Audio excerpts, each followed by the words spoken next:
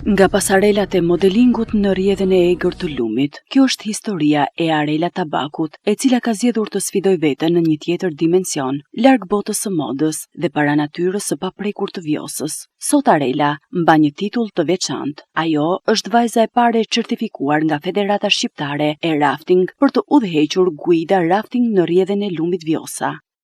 Kam shumë vite që merrem me turizëm, sidomos kryesisht nga babai im që ka gati 12 vite që merret me rafting. Kryesisht vetëm me rafting. Është ndjenjë shumë e bukur kur i ndërlidh të dyja pasionet që njeriu ka në jetë. Unë kam pasion edhe pjesën e modelingut, kam pasion edhe natyrën.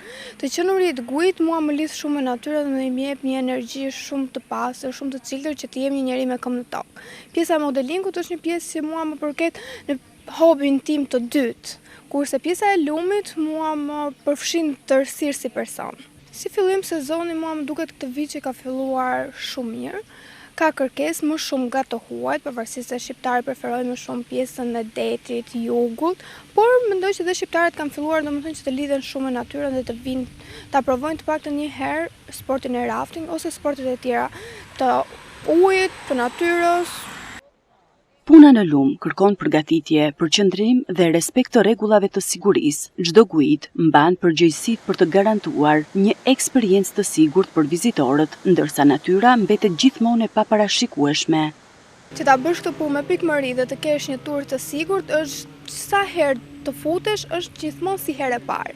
Nuk është se domethënë ti mund ta mësosh përmendësh ose të thuash që jo kështu ose ashtu, çdo ditë ti e ke për herë të parë dhe duhet të kesh atë siguri në vete dhe gjithmonë mos ta humbasësh mendjen që të thuash se unë e di. Jo, nuk ekziston kjo në lum. Ti gjithmonë duhet të kesh atë frikën në vetvete që unë duhet ta bëj dhe vigjilencën shumë të lartë që të thuash unë këtë punë do ta marr përsipër, do ta bëj, por nuk është aq e thjeshtë se nuk e merr dot riskun. Çdo njeri që të vete të futet në lumë dhe të mbaj përgjegjësi për jetën e disa njerëzve që kanë në gomona. Në fillim, domethënë ka qenë ajo pjesa strikte, që njerëzit mendonin si mundet një gocë që të na udhëheqë ne për 2 orë në lumë, që mendojnë që është fuqi. Por rafting nuk është vetëm fuqi, rafting është taktik. Nëse ti e ke mendjen aty dhe je vigjilente, është pjesë e komandave.